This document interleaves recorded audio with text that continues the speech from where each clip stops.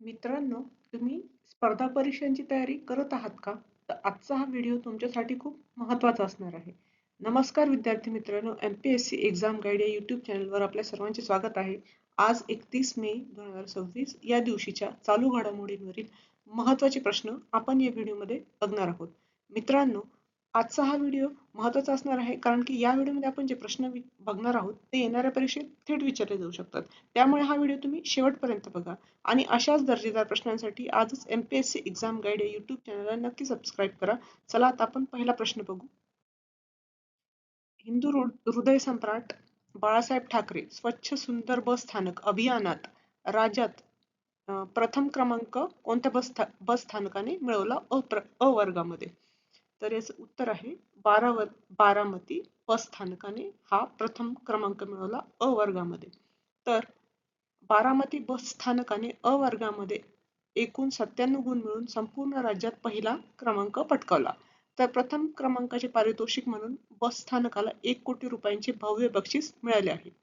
प्रवाशांना स्वच्छ, सुंदर, दर्जेदार सुविधा उपलब्ध करून देण्याच्या मूळ उद्देशाने हे राज्यस्तरीय अभियान राबवण्यात आले होते. तर हा एक महत्त्वाचा प्रश्न आहे की हा येणाऱ्या परीक्षेत नक्की विचारला जाऊ शकतो. तर या अभियानात अ वर्गामध्ये बारामती बस स्थानकाने प्रथम क्रमांक पटकावला. तर हा तुम्ही प्रश्न नक्कीच लक्षात ठेवा. दुसरा प्रश्न बघू. ज्येष्ठ नागरिकांच्या कल्याणासाठी स्वतंत्र विभाग सुरू करण्याची घोषणा कोणत्या राज्य सरकारने केली आहे? तर याचं उत्तर आहे केरळ राज्य सरकारने. तर केरळ सरकारने ऐतिहासिक निर्णय घेत 20 मे 2026 रोजी हा स्वतंत्र विभाग स्थापन करण्याची अधिकृत घोषणा केली. तर ज्येष्ठ नागरिकांच्या सर्वांगीण विकासासाठी स्वतंत्र बजेट सादर करणारे केरळ हे देशातील पहिले राज्य ठरले आहे. तर राज्यातील एकूण लोकसंख्येपैकी तब्बल 18.7% लोकसंख्या 60 वर्षापेक्षा जास्त वयाची असून हे प्रमाण देशात सर्वाधिक आहे. तर केरळने ज्येष्ठ नागरिकांच्या कल्याणासाठी स्वतंत्र विभाग सुरू करण्याची घोषणा केली. तर हा एक महत्त्वाचा प्रश्न आहे. हा तुम्ही नक्कीच लक्षात ठेवा.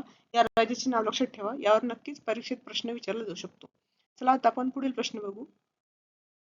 सर्वोच्च न्यायालयाच्या आदेशानुसार देशभरातील सर्व आपत्कालीन सेवांसाठी आता कोणता एकच क्रमांक असेल?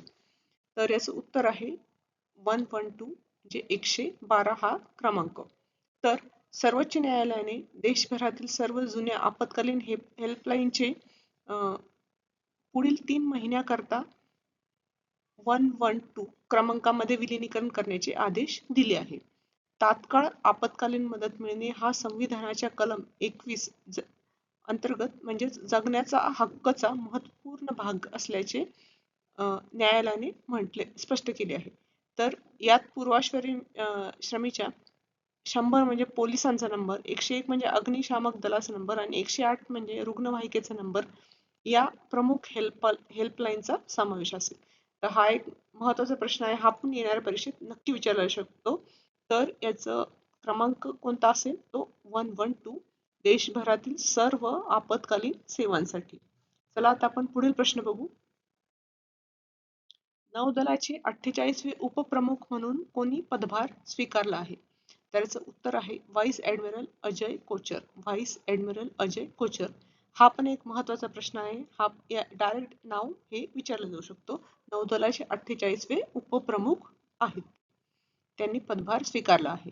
तर व्हाईस ॲडमिरल अजय कोचर यांनी 29 मे 2026 रोजी अधिकृतपणे भारतीय नौदलाचे उपप्रमुख म्हणून पदभार स्वीकारला आहे.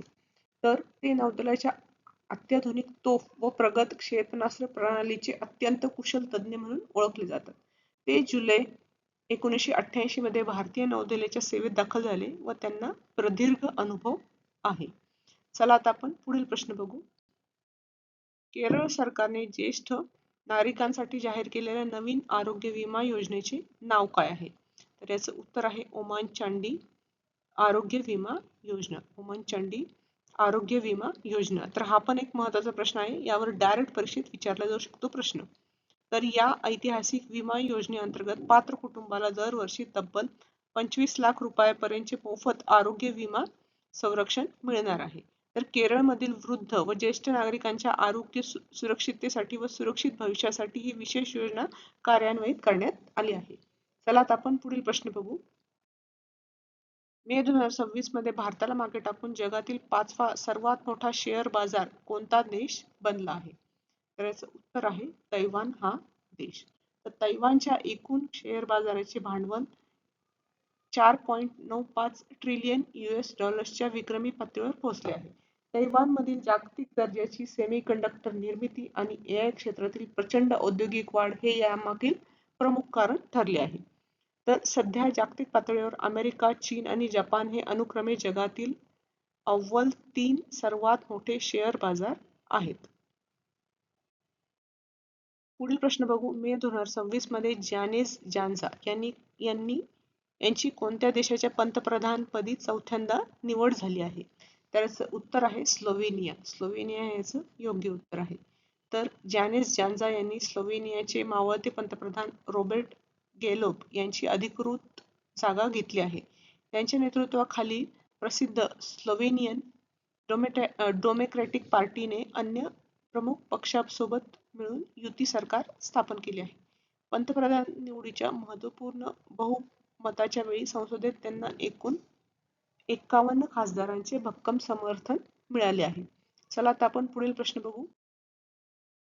मे 2026 मध्ये निधन झालेले डॉक्टर बशीर बद्र हे कोणत्या भाषेतील प्रसिद्ध कवी होते? तर याचं उत्तर आहे उर्दू भाषेतील ते प्रसिद्ध कवी होते. तर डॉक्टर बशीर बद्र हे भारताचे एक सुप्रसिद्ध आणि अत्यंत लोकप्रिय उर्दू कवी व गझलकार होते. त्यांच्या अमूल्य साहित्यिक योगदानासाठी त्यांना भारत सरकारने 1999 मध्ये प्रतिष्ठित पद्मश्री पुरस्कार हा देऊन त्यांना गौरवले आहे. तर हा एक महत्त्वाचा प्रश्न त्यामुळे ठरतो की त्यांना 1999 मध्ये पद्मश्री पुरस्कार हा मिळाला होता. तर हा एक महत्त्वाचा प्रश्न त्यामुळे ठरतो. तर साहित्यातील सर्वोच्च मानल्या जाणाऱ्या प्रतिष्ठित साहित्य अकादमी पुरस्कारानेही त्यांना सन्मानित करण्यात आले होते.